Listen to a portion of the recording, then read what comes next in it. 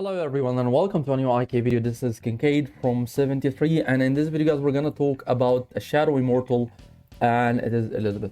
Elizabeth is one of the strongest immortals that you could use in season 1, season 2 and season 3, and it's still very usable in Conquest if you know how to build her and if you know what march to use her in.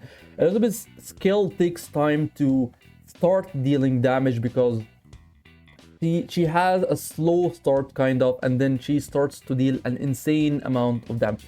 So reading her skill inflicts physical damage. The damage ratio is 250% at max level on 2 random enemy units for every 3 seconds for 15 seconds.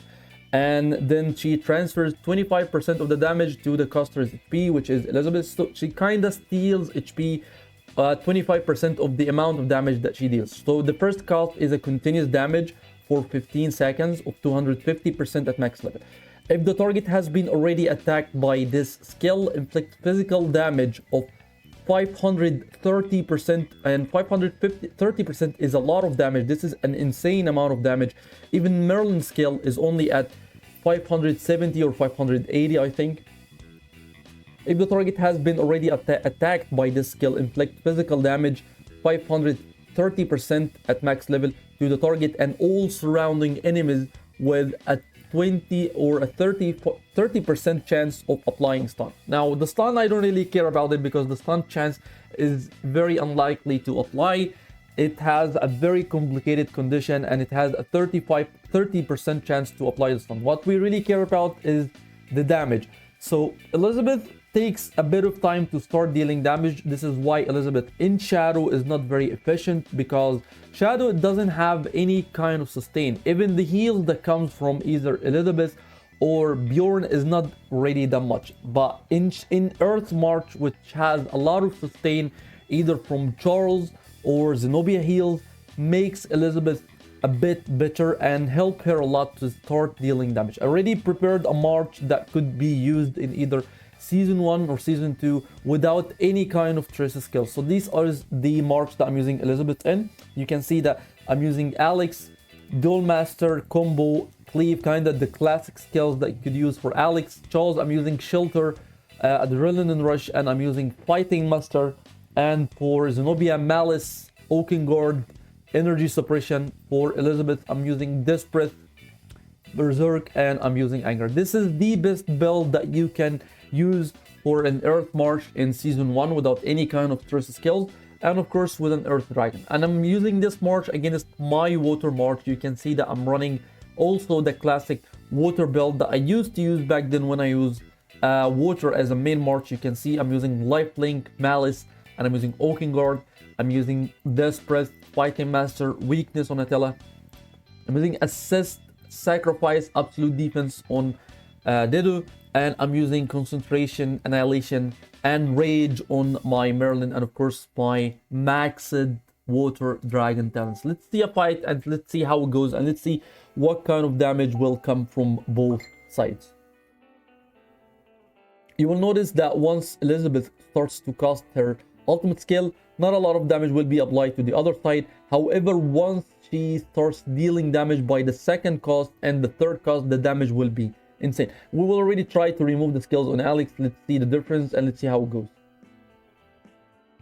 So she already casted the first cast and this is the second. You can see that Water March will start to receive a lot of damage from Elizabeth.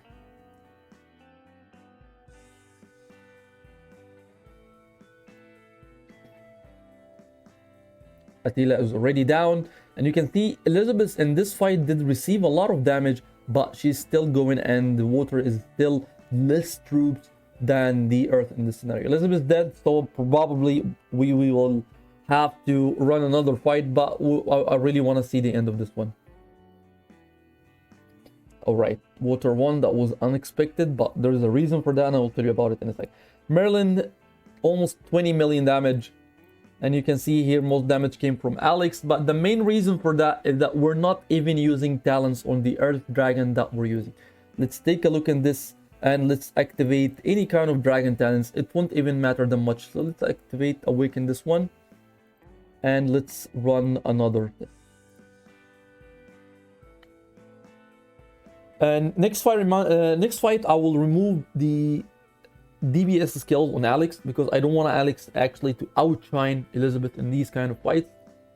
I want to showcase the amount of damage that could come from Elizabeth in a March that could provide enough sustain for her to allow her to deal that much damage.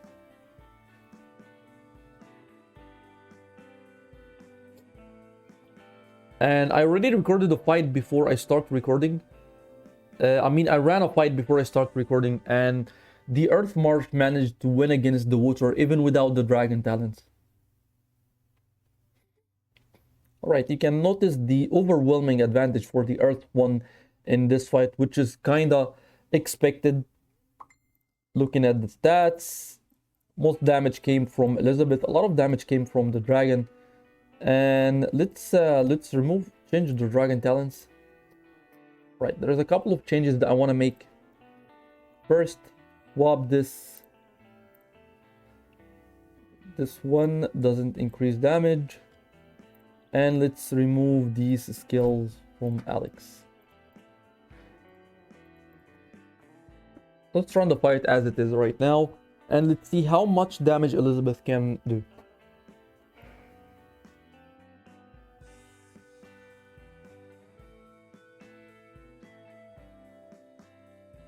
Look at this. This is a 1 in a million times scenario where Water Dragon actually manages to freeze someone.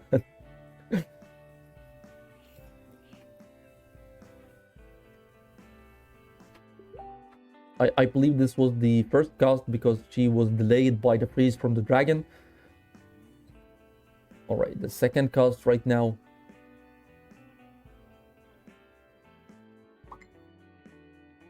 Merlin deals a lot of damage. I think I will need to use assist on Zenobia. Yeah, I think we will need to use assist. Elizabeth's dead. Alex is down. Hopefully they add a button where we can skip the remaining of the fight if the fight... we won't have to watch until the end.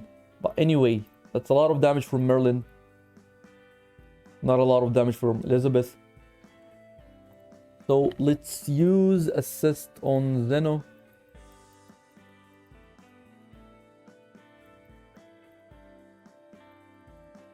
And since we removed Oakengard, we can start using Oakengard on Alex here. And again, Alex will not have any kind of DBS skills. Let's do this one more time.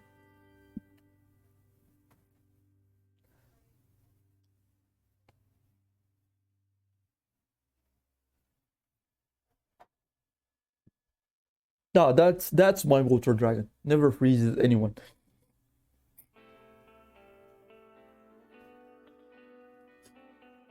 I believe this was the second cast, and the healings from the Water Dragon is insane in these fights. And the reason why is that I explained this in one of my previous videos, but the troops HP is very low. So any amount of heals, even if it was low, it will be too much for these troops.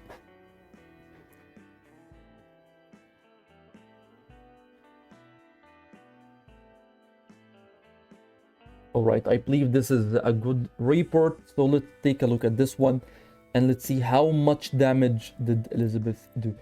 15 million damage from Elizabeth. I believe 75% of this damage came from the ultimate skill, which is Vampire Kiss, and a lot of damage also from Death Breath. And in this scenario, I know it is an Earth March versus a Water March, but I cannot afford to swap the marches that I'm running up against, since I cannot use any kind of immortals that I do not own in the other side of the team here. However, the immortal is very, very powerful. This is everything I believe I wanted to talk about, that it needs time to start dealing damage. So using Charles, Zenobia along with Elizabeth gives her this chance of sustaining, lasting in the fight, and starting dealing damage, casting her ultimate skill multiple times in the fight, and even sometimes she starts to receive HP and starts to steal HP from the opponents by the effects of her ultimate skill. This is everything I wanted to talk about in this video. Thank you so much for watching.